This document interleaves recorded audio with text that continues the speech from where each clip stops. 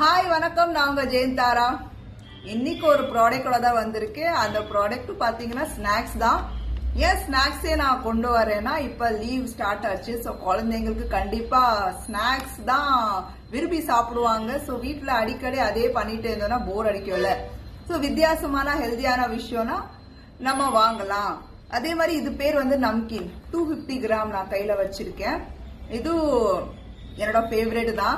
உங்களுக்கு வேணும்னா கமெண்ட் பாக்ஸ்ல நீங்க கமெண்ட் பண்ணுங்க. அதே மாதிரி ரேட்டோட கிராம் இல்லைன்னா கிலோ யாரை எப்படி கான்டாக்ட் பண்ண நான் டீட்டெயில்ஸ் சொல்றேன்.